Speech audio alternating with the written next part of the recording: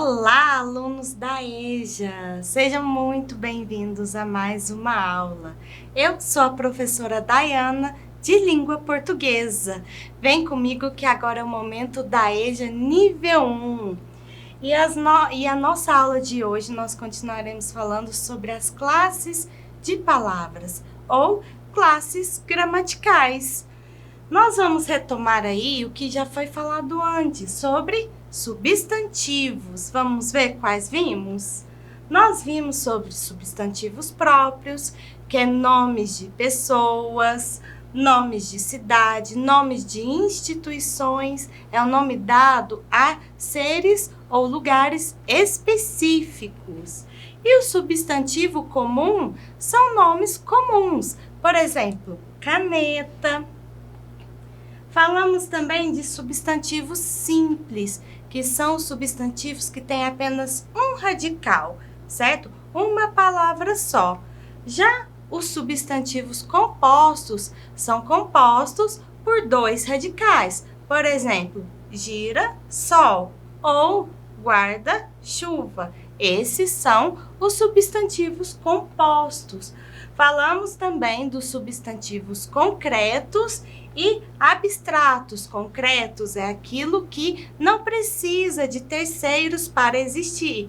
Já o abstrato, que também falamos que são sentimentos, esses sim, dependem dos seres para existir. Saudade, amor, esses são abstratos. Falamos também de substantivos primitivos, que são substantivos que, como o próprio nome diz, são primitivos e não derivam de outras palavras. Por exemplo, dente.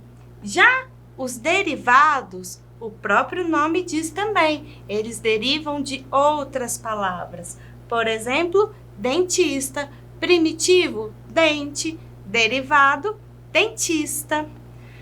E falamos também de outra classe gramatical, os artigos. Falamos aí dos artigos definidos, né, que define o ser, e ele vem antes dos substantivos. Temos aqui os exemplos. O homem veio aqui, ou seja, está definindo o homem que veio. As garças estão imóveis, ou seja, está definindo as garças. Agora, vejam bem, aqui eu separei os artigos definidos por gênero e número. Vejam bem, o masculino no singular, a feminino no singular, os masculinos no plural e as feminino no plural. Agora vamos aos indefinidos. O artigo indefinido, ele vai indicar um ser ou coisa não específico, é indefinido. Vejam bem, um homem veio aqui, um homem qualquer, sem definir, então indefinido.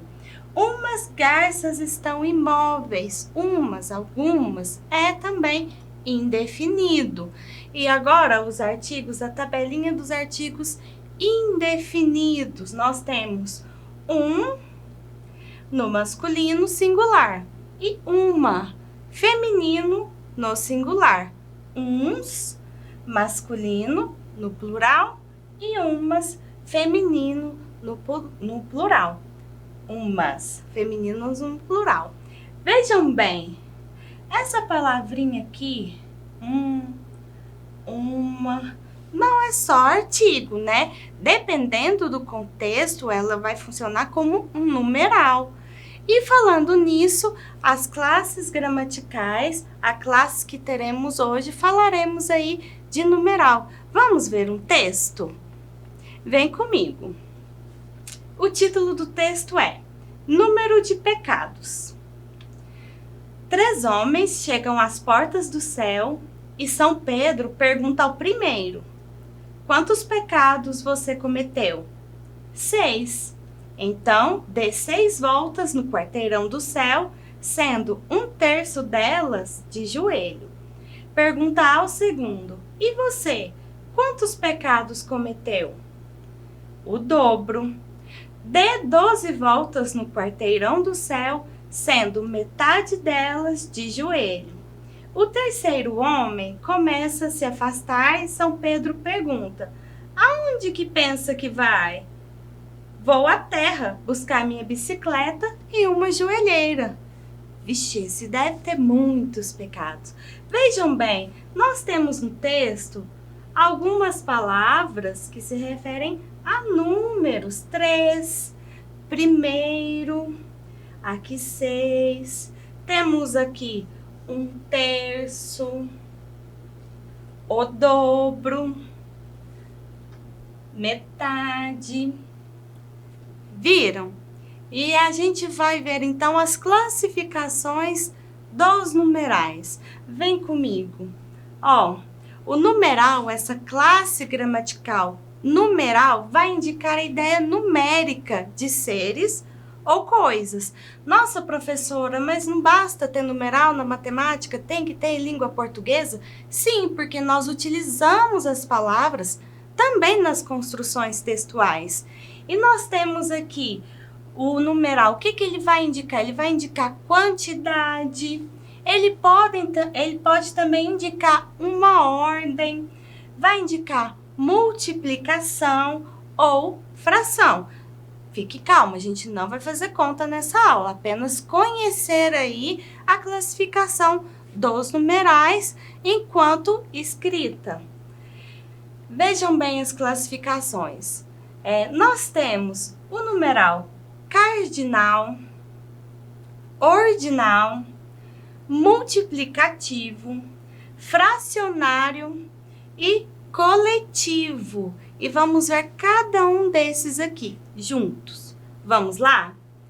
Vejam bem, o numeral cardinal ou numerais cardinais. Ó, os números cardinais são aqueles que expressam quantidades exatas de seres através das palavras 1, 2, 3, 4, 5, 25, 125 e assim por diante, ou seja, o número exato. Vejam que escrevemos por extenso. Olha o exemplo. Comprei 5 caixas de chocolate.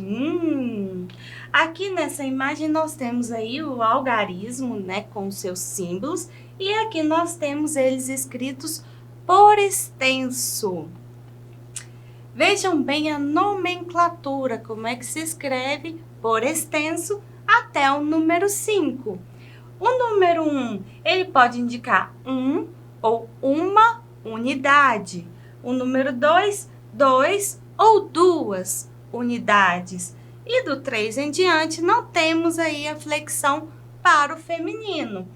3, 4, 5 e assim por diante. E agora nós veremos sobre os números ordinais, né? Essa classificação, o próprio nome já diz, ordinal vem de ordem. Vamos ver a descrição?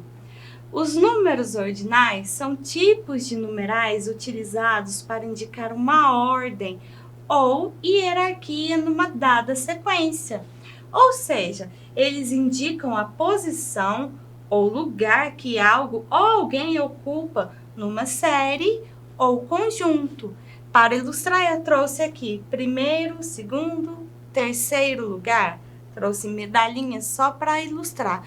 Então, o ordinal vai indicar uma ordem. Primeiro, segundo, 20º, 50º. Vamos ver a descrição deles, a nomenclatura? Vejam bem, o número 1 chamamos de primeiro. Olha lá como se escreve o primeiro. O número 2, nos numerais ordinais, chamamos de segundo. E o 3, de terceiro.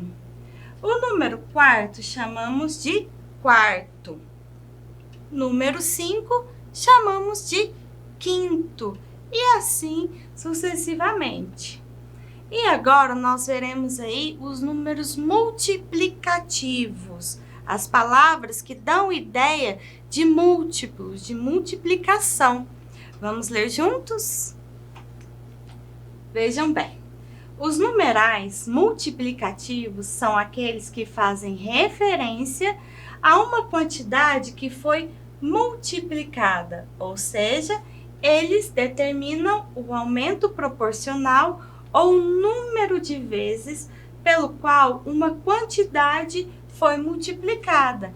Então, pela nomenclatura, pelo nome multiplicativo, já podemos ter ideia aí de que teremos uma ideia de múltiplos, né? Vamos ver?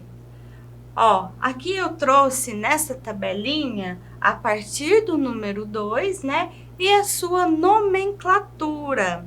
Olha, quando eu multiplico por 2, nós teremos aí o dobro. Nós poderemos utilizar essas nomenclaturas: dobro, duplo, duplex ou dúplice.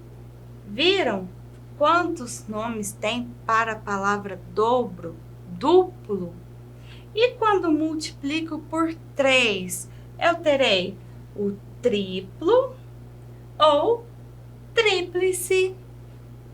E agora, por 4, multiplicando por 4, eu terei o quádruplo.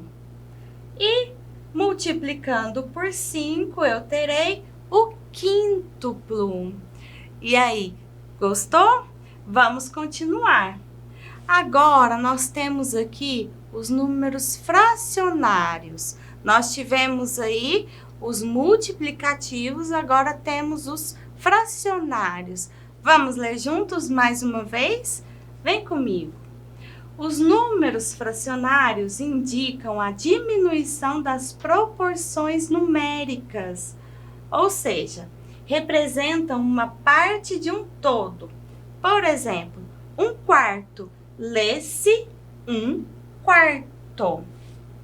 1/4, nós leremos 1/4. Eu trouxe aqui uma maçãzinha dividida e uma dessas partezinhas representa 1/4, certo?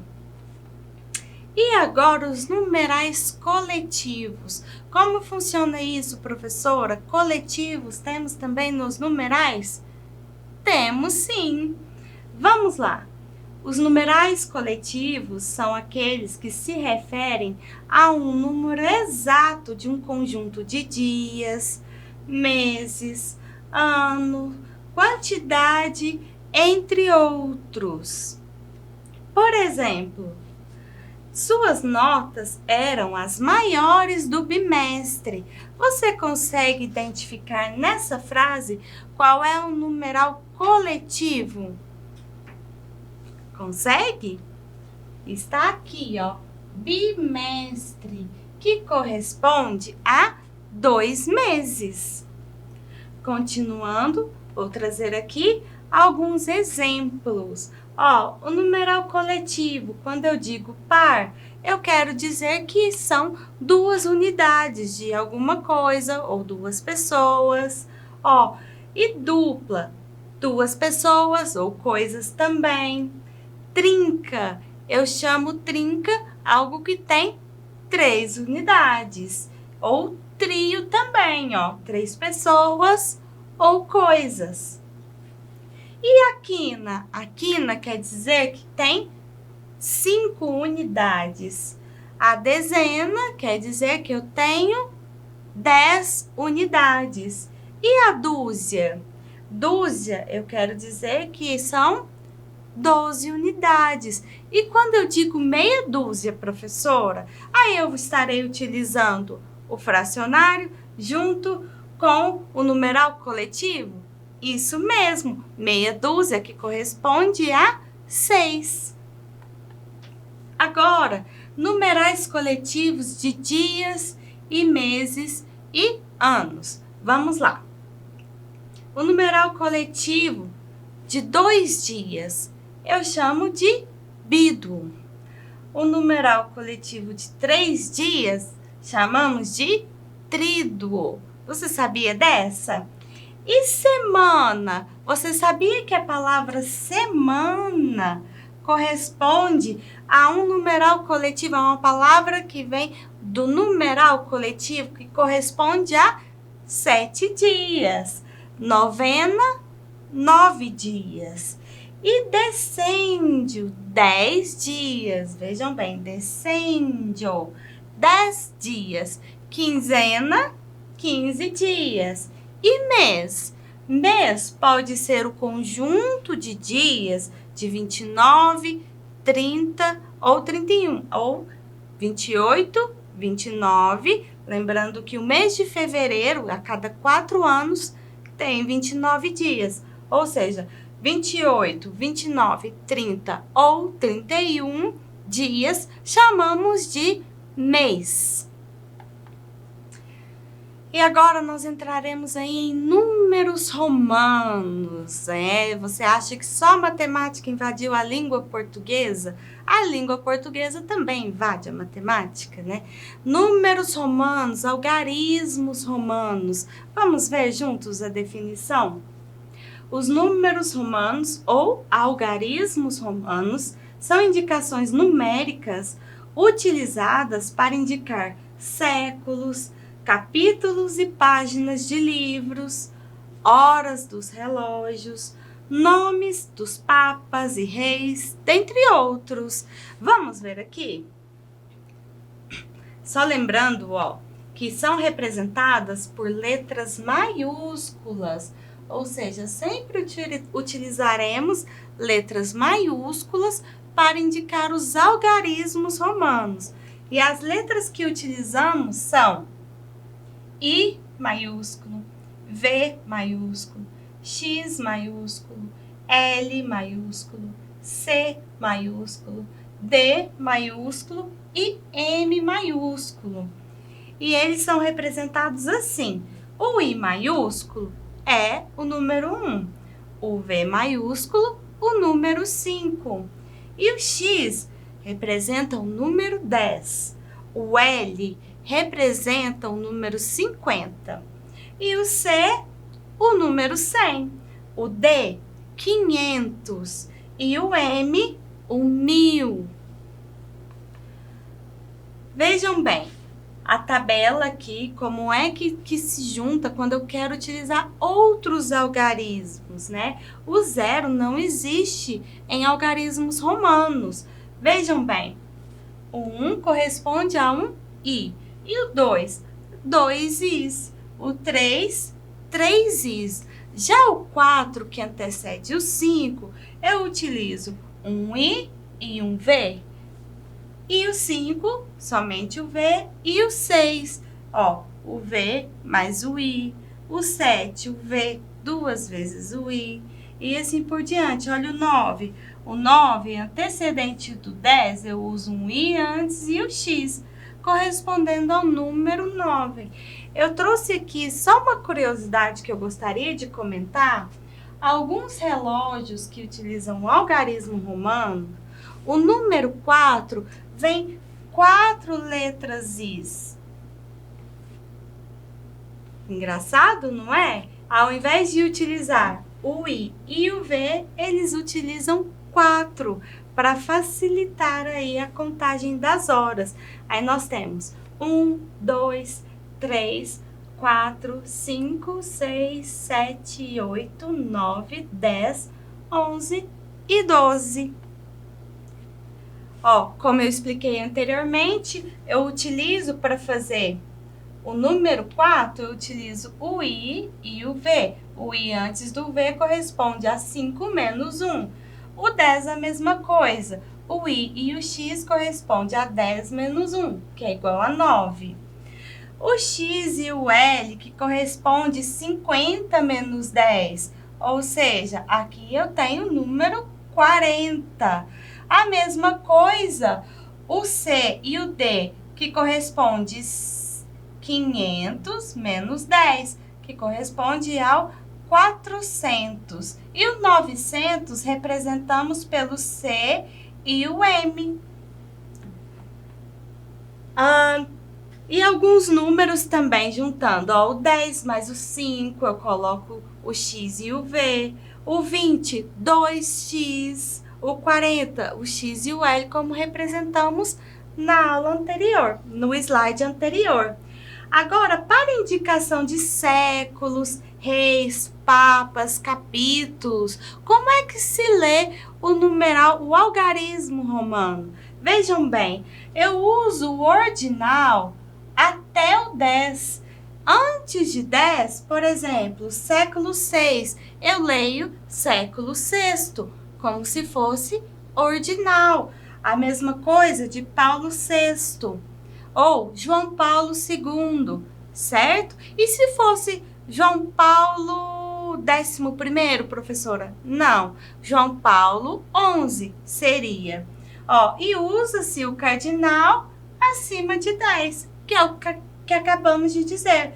O século 20, ó, Luís XIV, vejam, o X, o I e o V, 10, 1 e 5, que indica o 14.